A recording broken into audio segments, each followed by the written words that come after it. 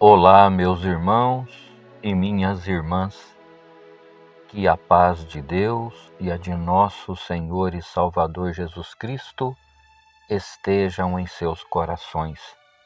Graça e paz da parte de Deus a todos nós. Eu creio, meus irmãos, nos dons de Deus, todos eles. Creio nas profecias, nos sonhos, nas visões, nas revelações. Creio no sobrenatural, em tudo aquilo que a gente alcança pela fé. Eu respeito muito as pessoas que estão nessa teologia do cessacionismo. Elas creem que os dons de Deus, alguns deles, cessaram ali no começo, já na igreja primitiva. Mas por tudo o que Deus fez por mim, que já vivi, e através do que Deus fez na vida de pessoas, as quais sempre acompanhei, eu creio que esses dons não cessaram. Deus escuta os nossos pensamentos, as nossas orações e nos atende. A gente também escuta a voz de Deus de uma forma misteriosa, não como ela é, porque a gente não suportaria o falar de Deus direto com a nossa alma, com o nosso coração. Mas Deus se comunica conosco e com as pessoas acerca das nossas necessidades. Deus cumpre sim o desejo do nosso coração. Deus opera milagres, grandes maravilhas. Eu vou contar aqui alguns testemunhos, dos mais simples aos mais, vamos dizer assim, portentosos. E vocês vão ver que Deus faz obra, que Deus nos socorre, que Deus está conosco, que os dons se manifestam em cima dessa terra. Eu me lembro já desde menino, vou contar o primeiro aqui. Todo mundo sabe, já contei a minha vida, parte de minha história para vocês. Eu sempre quis ser escritor. E quando eu ainda era bem menino, eu tinha vontade de ter uma máquina de escrever.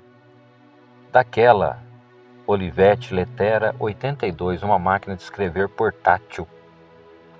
Meu pai tinha uma pequena mercearia aqui no Jardim São Luís, em Franca, São Paulo. E isso foi lá pela época dos anos 80, comecinho. A avenida que meu pai tinha uma mercearia se chamava Estado do Rio. Hoje aqui em Franca ela se chama Avenida Ademar Pereira de Barros. E o meu pai sabia sim que eu queria uma maquininha de escrever. Mas ele não podia. Lá na mercearia era tudo tão apertado. E eu me lembro que meu pai pegava o ônibus, ia para o centro da cidade, aqui em Franca, para resolver os seus negócios. E todo dia que ele ia, eu sabia quando ele voltava, eu ficava ali na porta da mercearia aguardando o retorno do meu pai. E o meu desejo, a minha visão, o que eu via, era o meu pai descendo do ônibus com um pacote na mão, me trazendo a maquininha de escrever, que eu nunca pedi para ele. Embora dentro de casa ele sabia da minha vontade, a gente comenta as coisas. O tempo passou. Meu pai sempre descia do ônibus com as mãos vazias, alguma sacolinha pequena, com alguma coisa que a minha mãe pedia. Mas teve um dia, irmãos, eu menino, desejoso, meu pai foi para o centro da cidade, pediu para que eu ficasse ali na mercearia, e eu bem pequeno ficava. Ele confiava em mim, acreditava. E naquele dia, era uma manhã, a minha voz foi lá para o céu. Ô Senhor, meu pai podia trazer uma maquininha de escrever para mim hoje. Eu tenho tanta vontade de escrever as minhas poesias, escrever alguma coisinha usando uma máquina. Eu era bem novinho, nem me lembro mais quantos anos tenho, acho que não tinha 10. E eu dou graças a Deus, meus irmãos, minhas irmãs. Meu pai foi para o centro da cidade. Chega a hora de ele voltar, ele desce do ônibus. Eu fiquei olhando de longe. Uns 100 metros era a distância entre a mercearia e o ponto de ônibus. Dessa vez ele veio com um pacote maior. E eu fiquei esperançoso. Meu coração acelerou. Quando ele está chegando bem perto, estava lá o nome da loja. Era uma caixinha quadrada que estava dentro da sacola e ele me entregou. Comprei isso para você, meu filho. Quando eu abro, meus irmãos, eu tenho que acreditar em Deus. Eu tenho que acreditar nos milagres. Era uma máquina de escrever. Olivetti Lettera 82. Fiquei tão emocionado, abracei o meu pai. Naquele tempo, embrulhava-se os pães num papel cor-de-rosa, não sei se vocês lembram disso. Todo cliente que chegava do meu pai ali na mercearia, eu perguntava o nome, colocava um pedaço de papel daquele na máquina e escrevia o nome de todo mundo que chegava ali e entregava para as pessoas. Elas davam risada, ficavam felizes em ver o nome delas ali escrito à máquina. E eu muito mais feliz, porque o Senhor tinha concedido o desejo do meu coração. Vou repetir aqui para vocês a obra da gelatina. Foi no ano de 82. Nos mudamos para um bairro aqui, chamado Jardim Paulistano. Eu não sei se era 1 ou 2, eu me confundo. Mas o nome da rua é Líbia Vilela Junqueira, 771, o número. Ali, quando a gente fez a mudança, não tinha asfalto, não tinha água encanada, saneamento básico algum, energia elétrica. Um bairro completamente sem melhoramento. A gente morava numa baixada. Me lembro que minha mãe, até que meu pai furasse ali uma cisterna, um poço, ela buscava água numa mina lá embaixo, a gente ajudava. Era com essa água que a gente tomava o nosso banho, ela fazia comidinha, lavava roupa, as louças. Foi um sofrimento muito grande. Me lembro que um dia eu cheguei para minha mãe e disse assim: mãe, eu tô com uma vontade de comer gelatina de morango. A minha mãe, com muito amor, com muito carinho, ela me explicou: meu filho, não tem como a gente fazer a gelatina, não tem energia elétrica e também nós não temos geladeira. Se tivéssemos a geladeira, ela também não funcionaria. E a gelatina precisa de um resfriamento para ela ficar granadinha. Então você me perdoa, não tem como a gente fazer. Irmãos, eu estava com tanta vontade. Lá pro meio da semana, cheguei na minha mãe, pedi para ela novamente a gelatina, outra vez ela explicou a mesma coisa. E eu: tá bom, mãe, tá bom. Morava eu e minhas 2 irmãs. Éramos em 3, não éramos em 5, porque hoje nós somos eu e mais 4 irmãos. Mas eu me lembro, irmãos, que um dia, naquela mesma semana, na verdade, a gente morava numa edícula de 3 cômodos. Eram 2 quartos e uma sala mesclada com cozinha. Estava lá no quarto com as minhas irmãs. De repente, já de noite, umas 8 horas, senti aquele cheirinho de morango vindo da cozinha. Cheguei lá para minha mãe: ô mãe, o que a senhora está fazendo de bom aí? Ela disse: gelatina. Você não quer comer gelatina? Eu fiquei assustado com aquilo. Falei: mas mãe, a senhora me explicou que gelatina precisava de geladeira, a gente não tem. Não, mas eu tenho fé em Deus, disse a minha mãe, que amanhã cedinho vocês vão comer uma gelatina granadinha. Irmãos, eu fiquei vendo aquilo. Ela fez ali o líquido, colocou numa vasilha, depois pôs um paninho de prato em cima, deixou ali na pia, foi lá para o quintal, pôs uma cadeira em frente à porta ali da cozinha, né, mesclada com a sala, e foi lá nas redondezas ali da cisterna, achou um caibro, um tijolo, subiu na cadeira com esse caibro, com esse tijolo, um pedaço de caibro e um tijolo, e pôs o caibro, uns 2 caibrinhos, e um tijolo embaixo para dar uma igualada ali para ficar retinho. Voltou para a cozinha, pegou a gelatina, subiu na cadeira de novo, e aquela armação de caibro com tijolo que ela fez lá em cima, né, que já estava retinho, ela colocou a vasilha com a gelatina, o paninho de prato em cima, e eu falei: minha mãe tá ficando maluca, o que ela tá fazendo? Pôs a gelatina em cima da casa. Era uma edícula baixinha, dava para alcançar com a cadeira o telhado, e olhei para o céu, o tempo estava bom, estava dando para ver as estrelas, não estava frio, mas nós fomos dormir, irmãos. Eu sei, meu irmão e minha irmã, que de madrugada Deus mandou uma geada tão forte naquele jardim paulistano. Amanheceu gelinho para todo lado, hortas, plantas queimadas. Tinha uma vizinha nossa lá, Dona Antonina, lembro até hoje o nome dela. A horta dela queimou todinha. Couve, alface, foi tudo embora. Mas a minha mãe sobe na cadeira, pega a gelatina, meus irmãos. Estava granadinha. Eu e as minhas irmãs, naquela manhãzinha, comemos a gelatina de morango. É por isso que eu creio que a fé faz obra. E a minha mãe tinha muita fé. E o Senhor olhou o desejo do nosso coração. Estávamos com vontade. E Deus preparou para nós. Meus irmãos, a minha esposa era um domingo, dia de culto. Eu ainda estava atendendo como cooperador do ofício ministerial na Congregação Cristã no Brasil, bem antes de eu ser ancião ali.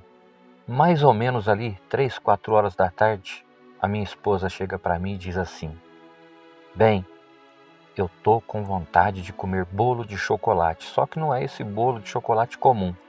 Tem que ser esse de padaria, com aquela vasilha redonda, transparente, o bolo tem que ser redondo, cobertura de chocolate, cheio daqueles granuladinhos.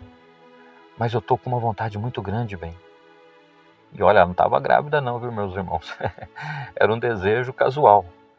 Eu falei para ela: meu bem do céu, tem 2 problemas. Problema número 1, eu não tenho a mínima condição financeira para te comprar esse bolo hoje.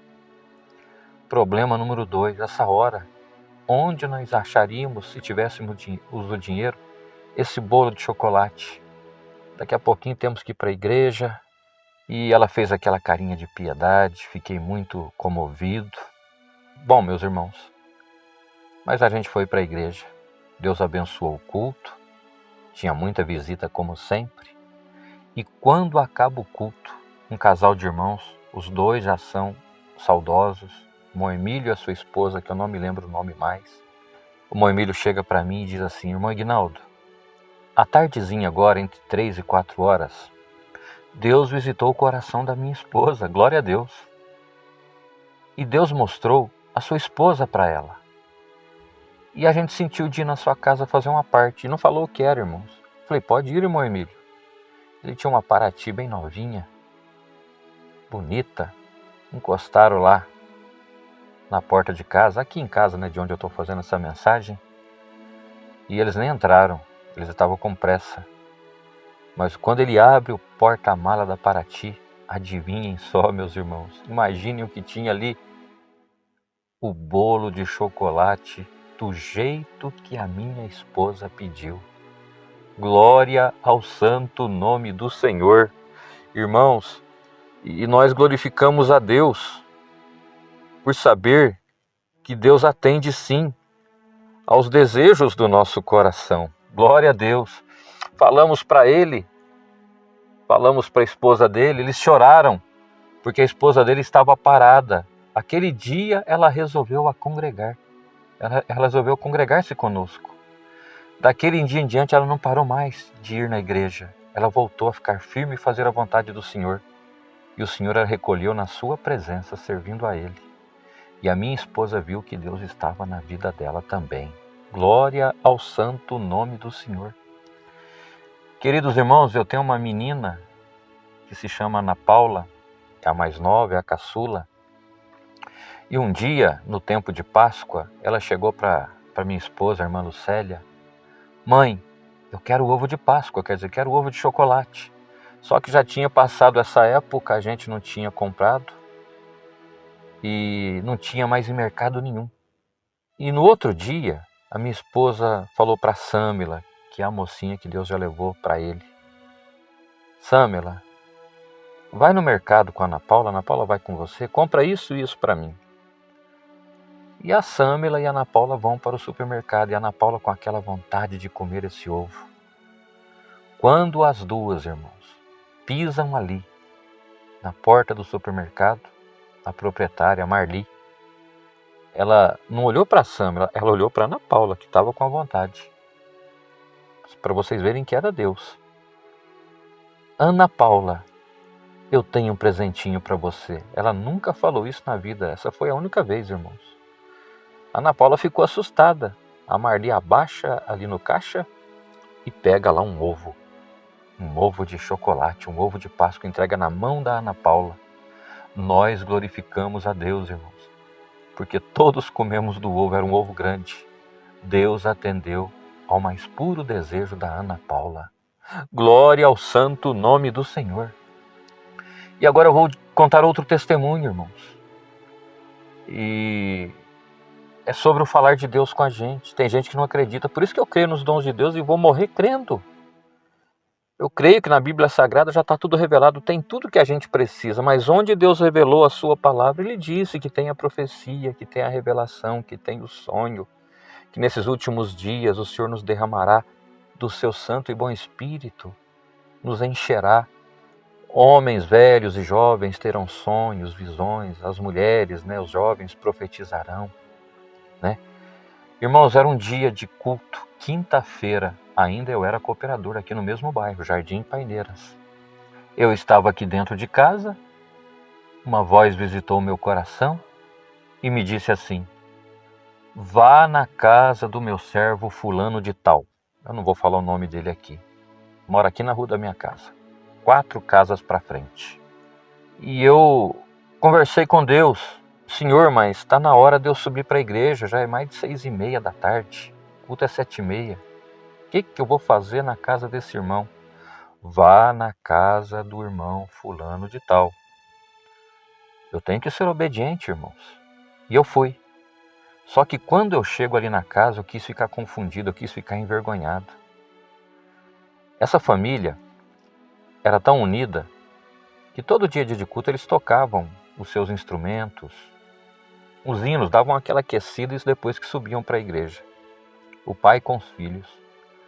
Eu chego na frente da casa, aquela alegria, os instrumentos tocando, e eu conversei com Deus e falei para ele: Senhor, acho que o Senhor queria que eu ouvisse esses hinos, para eu subir inspirado para a igreja, que está muito bonito.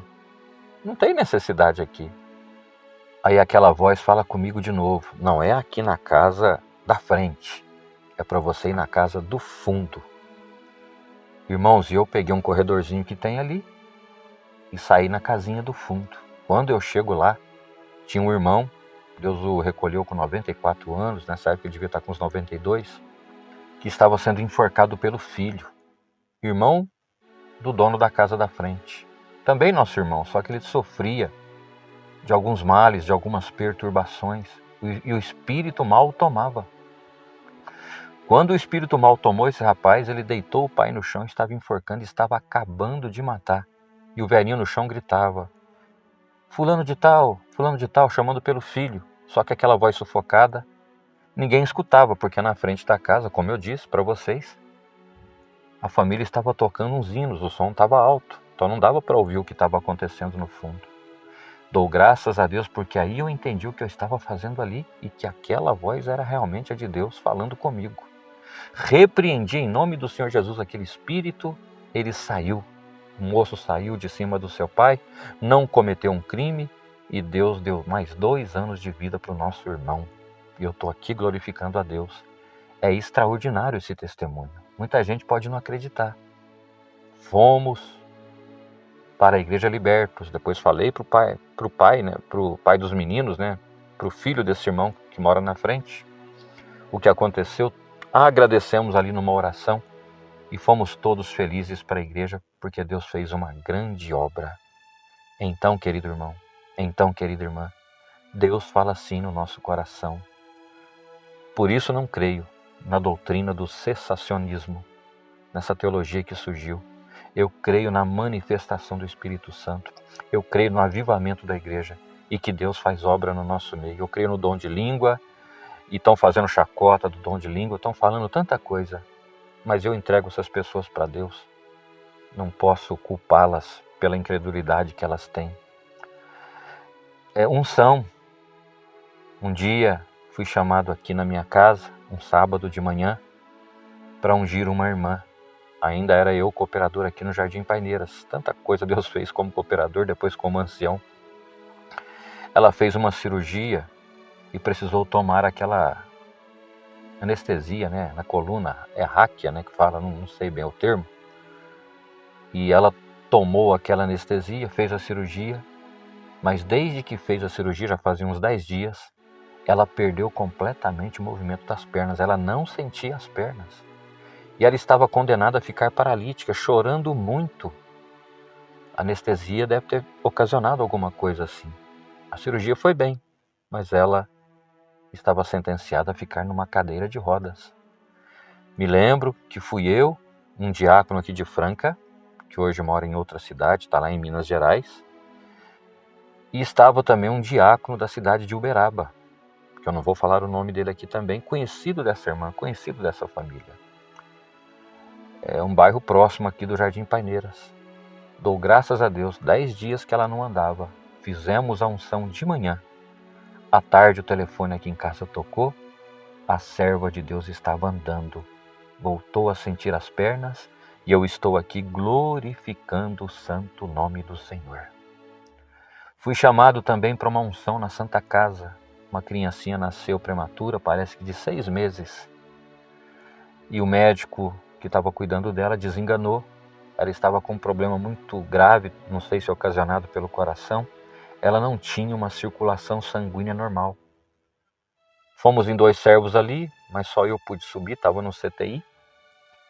E quando chego ali, o pai e a mãe triste, abatido, abalado, praticamente despedindo da menina. A menina estava branquinha como se fosse um boneco de cera.